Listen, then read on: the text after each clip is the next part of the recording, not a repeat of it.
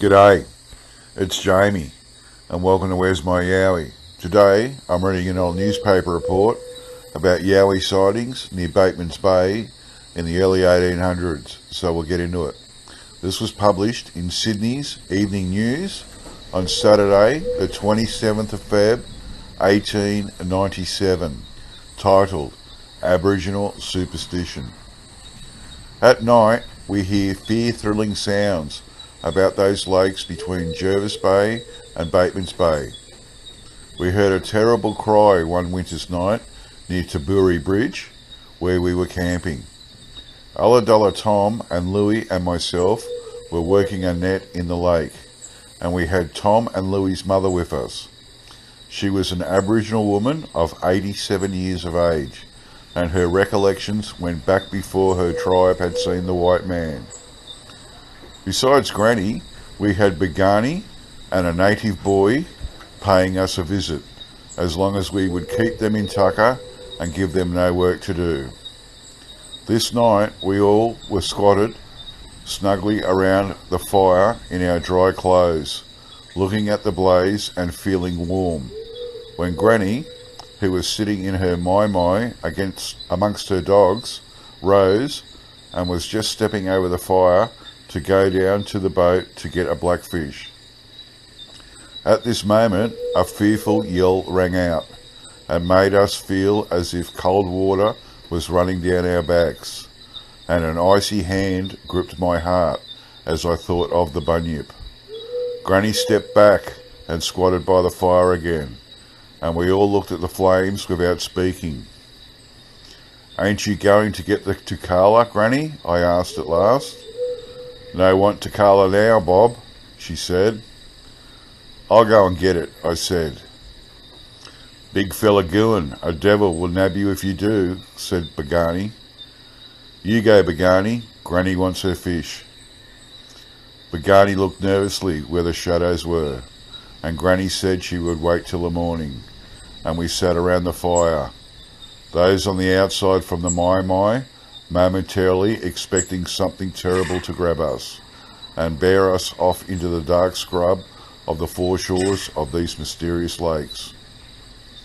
"Nobody knows what's in the bush, Bob," said Ulladulla Tom after a long silence. Tom has a pleasant voice and has been to school. He is known as one of the best boatmen along the coast and can take you where the best snapper are caught. He was also been to sea in ships and is very intelligent. "What was it we just heard? A possum?" "Possums don't go like that fella," said Granny. "It might have been a bandicoot worried about, a dog, or a mopoke with a nightmare, or the howl of a dingo doing penance with a fishbone in his throat." They all shook their heads laboriously, but did not reply, until Granny said it was a Thooligal, which is known to the Aborigines further up the coast by the name of Goonbelong, or the hairy man of the bush. She had seen it twice, she said, as she poked the fire with her fire stick and averted her head to avoid swallowing the smoke. "It is no use attacking it with a stout stick, a boomerang or a nullah," she said, "as those weapons will not harm it. But if you are fortunate enough to get a rotten stick to shake it at the Thooligal, it will run off yelling." "My mother told me that when I was a child," she said, "we went down onto the beach one day and my sister said, 'Hush,' like that. We looked. There upon the rocks where the waves were breaking, it sat. A crown of flowers was on its head, and its hair was like the sun shining on water.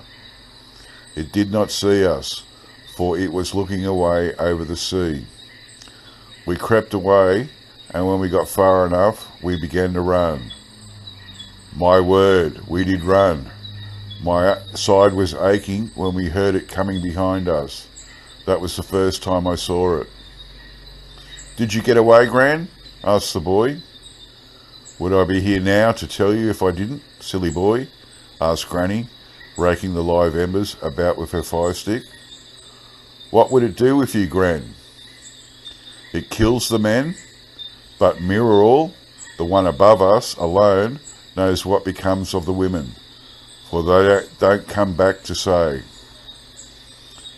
At this we gave timid glances over our shoulders to where the flickering flames made phantoms of the tree trunks, for Granny's way of telling the story would make anybody's flesh creep. We all waited to know about the second time she saw it, but nobody asked, until Bulgani yielded to the fascination. My word, don't want to see that fella, no fear. When did he come the next time? She was married then, and herself and her husband were travelling and had camped for the night. They were asleep. When she woke and she saw its eyes glaring across the fire, her husband was a Bengal, or wizard, or doctor, and he took his tomahawk and, advancing towards it, buried its blade downwards in the earth and spoke an incantation to it. I hid my face in the rug like this. Then I had a look out at it like this, and I saw its eyes like coals with hell in them. I hid my face again like this, and she illustrated the scene as it happened with her blanket. Then it yielded to the exorcism of the old man and ran off with a yell such as that we just heard now. Our own silence and the solitude around us oppressed us with fear of the supernatural, and the flop of the blue-nosed mullet as it sprang from the water, or the knock-like cry of the perch, came to us like sounds from another world.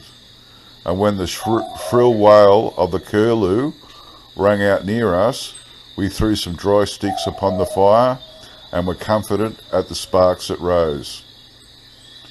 Then she told us about the Cullalans, who are beautiful fair women living in pairs and who dive for lobsters. When they catch a native, they keep him to be her husband.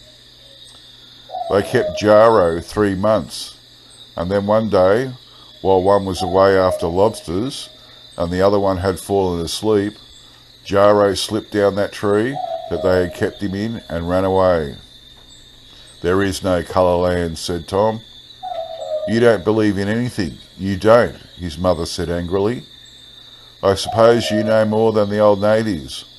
All I've got to say is that when you hear them rolling and playing on the rocks, don't stop to look at them, or they'll have you, my word. The Thooligal can be beaten off with a rotten stick or an exorcism, and the Cullalans can be avoided.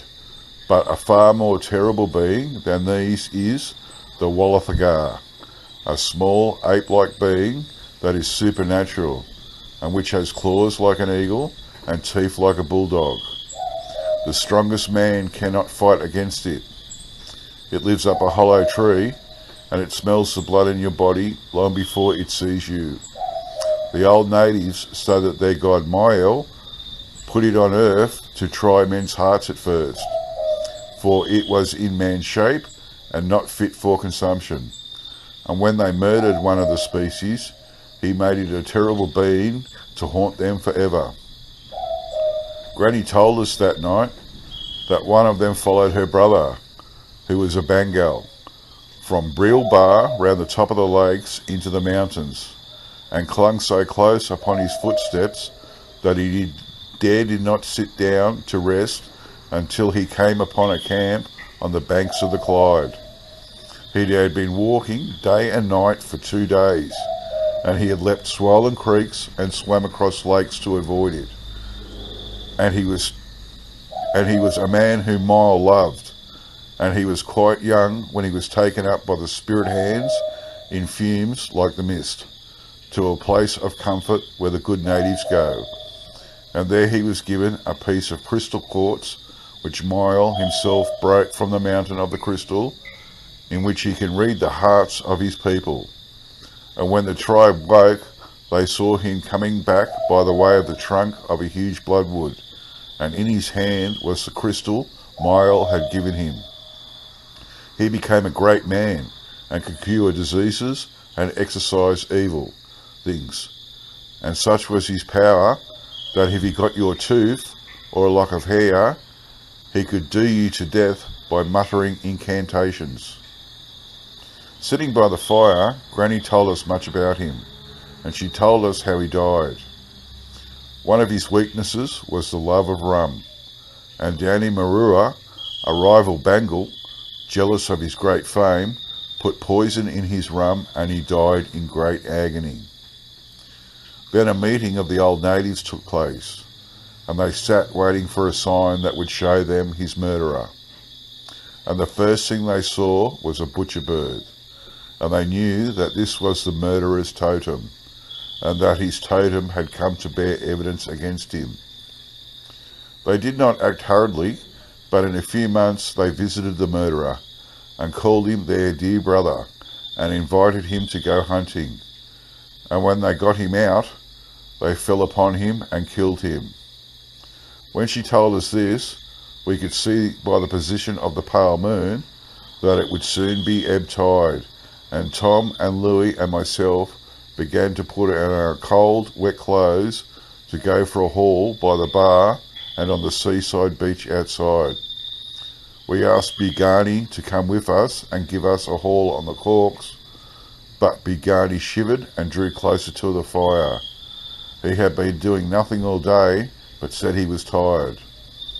It was not until we saw about 10 baskets of silvery whiting in the flue of the net, splashing about, that we forgot that there were such things as the Thooligal and Walathegar and Cullalans to haunt us amongst the solitary lakes up upon the coast. By Robert Brothers, the end. Wow, that's like totally interesting story. I really like reading that and reading it and knowing more about it.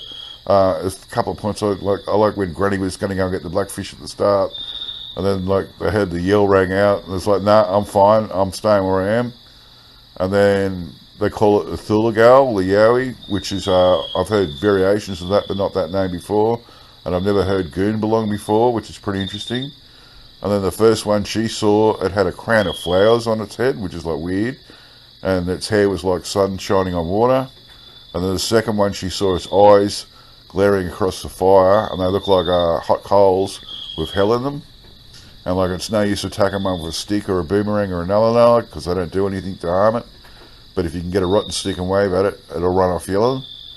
And then it supposedly kills men and like captures the women or whatever because they don't come back.